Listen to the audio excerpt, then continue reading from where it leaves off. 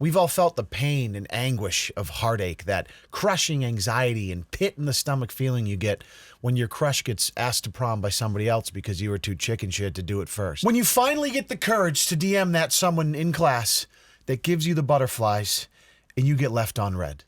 Well, I was streaming the other day and I stumbled across this man who makes all of these problems seem trivial. This dude has endured the Super Bowl of emotional pain and trauma and inexplicably, like so many people do, ran to TikTok to emotionally confide in strangers on the internet. So by proxy of this video, you about to get confided in too. I saw this, I was like, bro, think you can hurt me? I watched the woman I loved and built a family with for 9 years leave me for a 19-year-old kid that called us mom and dad. First of all, rip, okay? Let's get a feel for what's going on. Whoa, hit the follow button and waiting on story time. I love that this woman, like, people on TikTok are just desperate for like some pain or heartache or drama to feed, like to fill their wells, right? This woman's like, wow, that's insane. Hit the follow button. Please please expand on how you've been so devastated in your personal life. Cause that's how I find my fucking form of entertainment online.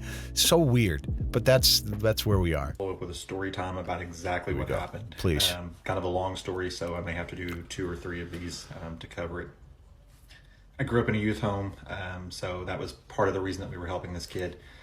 I had several people through the years that have helped me out in similar ways, and I just wanted to kind of give back and be there for somebody else like so many have been for me. So he grew up in a youth home and then eventually got older, got married, and then it sounds like he was working in a youth home to try and help kids that grew up in maybe the same scenario that he did, which without parents or something. I don't know the exact details of that, but that's what it sounds like. So basically we moved this kid in February. We were helping him through his senior year of high school. Moved him into their house. His last semester, and trying to kind of give him the family that he never had, so to speak. Jesus Christ, I can't. He eventually started calling me dad, calling her mom. We looked into kind of the adoption process to get... I can't do it. Knowing where this is going, I'm struggling right now, dude. Bro, you built a family with a woman for a decade with your own kids, and you, oh, it's about to get nasty. I'm tingling right now. Give our last name to him. Gave him their last name. And eventually started seeing some things that were not cool. The way they were interacting, spending time together alone. No matter how many times that I tried to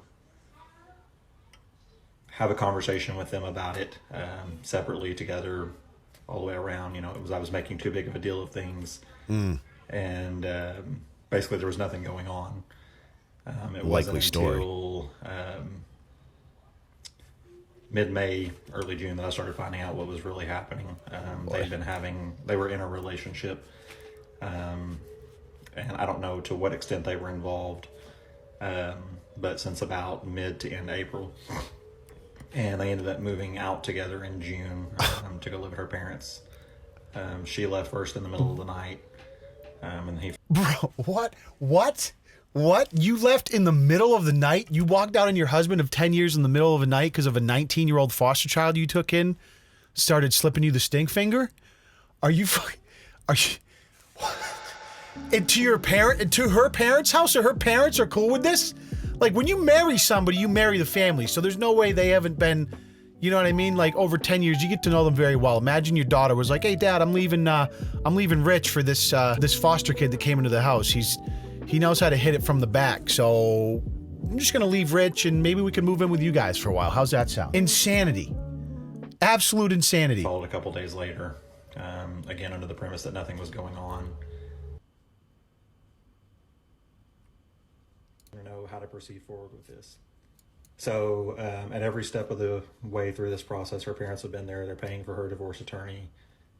They have housed him, given him a truck, paid for him to do things.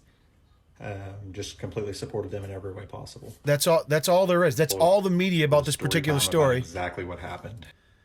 And so this dude, I've tried to find these videos and his account is gone, right? I don't know. So I would think people would be at least sympathetic towards this guy, right? But I imagine also the internet is a very cruel place, so he probably just got, millions of comments about being cucked or whatever. I can't believe it. How do you come back from something like this? The dude who shared it full story, I'd probably never love again. I mean, I wouldn't even blame you. I don't think there's a whole lot.